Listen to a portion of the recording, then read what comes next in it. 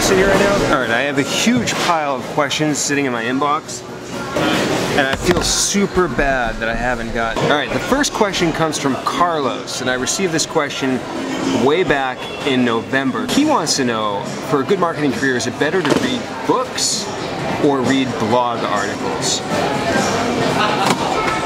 Yeah, I mean, I think the answer to this question is obvious. It's both. It has to be both.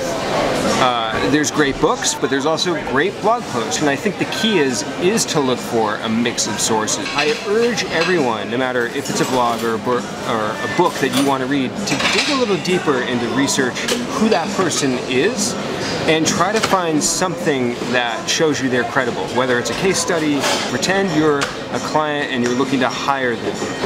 Dig into their profile as if you would, even if you're just trying to research through their blog post. Okay, the next question comes from James Shea. James says he has a client who runs a website on Squarespace in the travel industry. He did some basic work to it, titles, descriptions. After these changes, the site ranked on the second page for the wellness travel agency keyword, and for the first page for sustainable travel agency. Shortly after he did the work, a reporter from NerdWallet contacted her and featured her in a story about wellness travel. The story was picked up by numerous local TV and newspapers and NASDAQ. Wow, way to go, that's awesome. All the links have not made a noticeable improvement in the rankings. Any thoughts why? Is it because of limitations of SEO and Squarespace? No, I don't think this has to do with Squarespace at all. The value that Google's going to see from backlinks pointing to the website has nothing to do really with the platform itself. So if the site was ranking fine, perfectly fine, before you got these backlinks, it was on page 2, then there's nothing wrong with Squarespace. And in fact, you can check these things, right? You can do site searches, make sure that Google can access the content, do a fetch and render in Search Console, make sure Google can access and render the content. You might need more than a few links. I mean, the thing I would want to know are, were these links relevant? Were they contextual? Were they followed? Were they no followed? What was the anchor text? Did these links drive actual traffic? There's a patent that Google has where they actually try to see if people are clicking on links that are out there. It can take Google 2 or 3 months to pick up on the links to validate them. The other thing you might want to do that I just learned today that you can check actually, if you go to your log files, you can see referral sources of when Google crawls a URL, what has referred them to that URL. You can see if these links actually drove Google to crawl from where you got the link, from NASDAQ, to your client's site. I hope that helps. There's a lot of things I could go into there, but. Alright, the next question comes from Masoud Fatimi. I'm not sure if I'm pronouncing your name correctly, I'm sorry. He has a question about link velocity. I'm trying to make sense of this question. You should totally come. Chris is doing a ramen pop-up. Okay. And I'm laughing. I'm not laughing at you, Masoud. I'm laughing because this is crazy. I'm going to try to pick this apart. So, basically, they're an agency. They were selling SEO services. They realized they needed to start selling PPC, so they did that.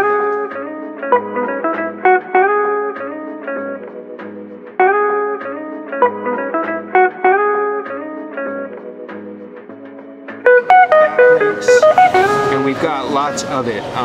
Masoud, that would be my first question, is where are you getting those backlinks from? Because that's a key. I don't know what I'm trying to. Son of a gun. The next clue, he says they bought some high authority site-wide links, some branded, some with anchor text, and they paid journalists to publish the articles and some other stuff. Okay, so right here, I'm just going to stop the question here. It sounds like you are developing a backlink profile that is a prime target for one that Google's going to either ignore or pick up on and give you a penalty or a ranking suppression in a way that you're never going to achieve the positions that you want. So without knowing the main keywords in the site, you know, it'd be hard to dive in and say exactly what's happening, but I would take a look at your traffic analytics for the 30 articles you've posted. Anything not getting traffic, I would just delete. Second, I would research and look into your backlink profile and consider getting some of these backlinks removed, especially the ones you paid for. And then consider putting together a disavow file, and then start over again with articles that maybe better target keywords, and I haven't seen your content. Oh, wait a second. He has the URL right here. I missed it. I'm an idiot. Yeah, I'm taking a look at one article, and it definitely looks like it. You need to improve the quality of your content. What I'm going to do, Miss Out, is I'm going to link either right here or in the description of this video of a few example articles of what I think you should strive for content quality. You're in my video. I'll expect to sign a release form. Royalties. All right, we got the next question here, and I have no idea how to pronounce your name. I apologize, so I'm not even going to try, but I'll link you below. He had a discussion with a friend who's seen people. Basically, to sum up, he wants to know if negative SEO works and if it's something you need to be worried about. I have never seen a scenario personally, firsthand, where this worked. I've had clients where people have tried to do negative SEO to their site, and it didn't work. However, you do see some of these articles and studies out there of other situations where negative SEO has supposedly worked. So I can't say with 100% like definitive certainty that it could never work. Maybe there's a website that has been doing black hat anyways, and negative SEO just helps tip the scale. But I will say, I think that this is an extremely, extremely rare thing, and you should spend zero mental bandwidth or energy or time worrying about this at all. If you're doing great SEO, great content, great accessibility, branding, marketing, community, all that stuff, you don't need to worry about any of that, because all the positive you're doing should greatly outweigh any negative like this. He also asked, how do you protect yourself from being plagiarized? You don't. Again, you should spend zero time worrying about that. Scraper sites are going to take your content every single day. These two things you should worry zero about. You should focus all of your energy on being proactive and on the offense, and not worry about being on the defense for these things. I'd love if you say something. Are you laughing at him? Do you want to be in the video? Not while eating. Why don't you say hello and tell him about your wonderful cafe here that I always sit in the same place. We're at Birch Tree Bread. Yeah. Dan's our man that hangs out here. It's the environment, I think, that inspires him to get so much work done, and the amount of caffeine that we have in our coffee. You're doing a good job. Thanks, brother. All right. All 50 of my viewers will see that. All right, next question comes from Wellesley. He says, hello, Dan. I wanted to email you to thank you for your vlogs and podcasts. Thank you, Wesley. I appreciate that. He moved his site to a different host on April 1st. When they transferred the site, they messed it up and directed all the traffic to the non-dub version. That doesn't sound good. They didn't realize they made this mistake until April 8th and asked them to make the change back to dub at the site. A week later, the rankings dropped. Could it be because of the mix-up with the site, or is it more because of the algo update on April 17th? This would definitely take some diagnosis. Okay, where to begin? To diagnose ranking drops, what you really need to do is get a hold of your rankings data. So I hope you've been tracking rankings all along in a separate rank tracker, like Authority Labs or SEMrush, or any daily rank tracker will do. What you really need to do is go in and segment and diagnose exactly where that traffic drop came from. Meaning, is it a certain set of keywords? Is it a certain set of pages? Is it the site overall? Is it branded search? Is it non-branded search? Maybe did your traffic drop from another source that made it look like the search traffic drop? Is it an analytics tracking issue? I think what you really need to do is do a thorough dive into your data to make sure that you are looking at the right thing and that you have all the information. If this was a site-wide drop, it was probably dub. If this was a specific page or keyword drop, then it was probably maybe an algorithmic factor. If you want to follow up and let me know what you find in the comments, feel free to do that. All right, we have another career question that came in on Twitter by Mason. And I know you asked this question on April 5th. I'm sorry, it's already May and I'm answering you. I actually tried to answer this question not once in my office. This first question is from Mason, but twice, the other time from Asheville, North Carolina. First question comes from Mason. He says if I had any advice for him to land a job in an SEO role out of school, to let him know. I think number one, doing what you're doing here. You're messaging me, you're getting yourself on my radar. I don't hire people, but I know a lot of people that run or own agencies that hire people.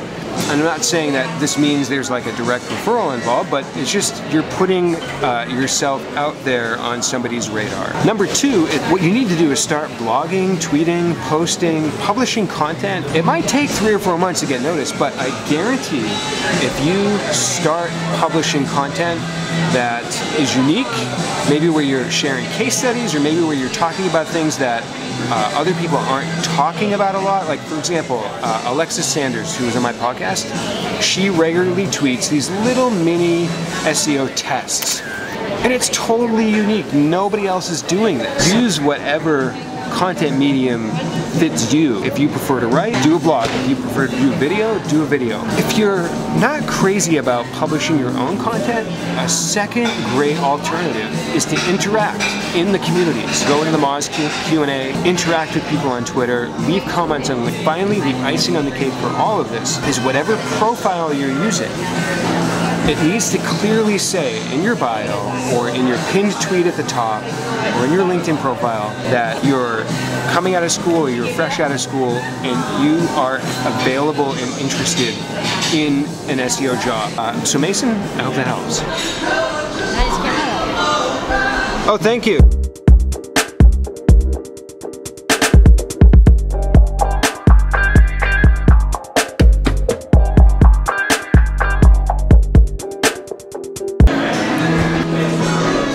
So it's about to get really noisy in here. It just hit 6, which is now pizza night. There's always lots of like kids, and then back there's gonna be music.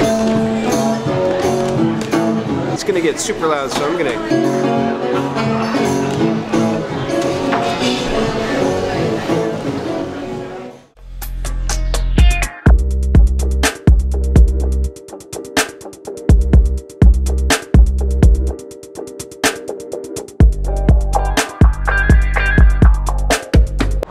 this entire parking lot behind me here, they tried to put a McDonald's in, and thankfully a bunch of people in the city got together and actually bought all this land back here. So it's going to turn into like apartments and an open air market down below. But where's everyone gonna park after that? So it's cool, but we're a little worried about that. Looks like we're gonna have quite the sunset this evening. I might try to capture some of that. All right, I think I found a spot. I'm gonna try to make it onto the roof of a parking garage that's over here. This parking garage, right here. See the sunset behind it? How long do you think this van's been here? Time to get a car wash there, buddy. Look at this thing. Okay, bad news. It's closed, but check this out. Oh yeah. As long as I don't drop this camera down there, I'll be good. This train coming in here while I shoot the time-lapse is the train that I take to from Boston. So when you see those videos and I'm on the train or I'm late for the train, that's this train right here. Well, my phone fell over and the sun's kind of going down behind the clouds there. So I think I'm gonna end things here for today. Man, what a great ending to a Friday. Catching the sunset, answering some of your questions. So please keep them coming. Leave them in the comments below. Hit me up on Twitter. I will see you next time.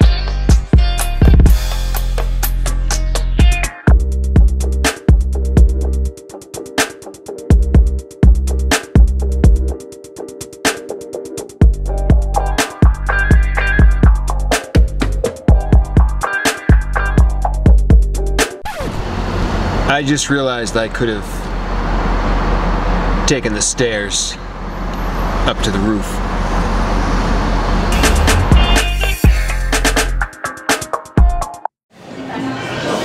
Plus, it's like really weird just talking to yourself.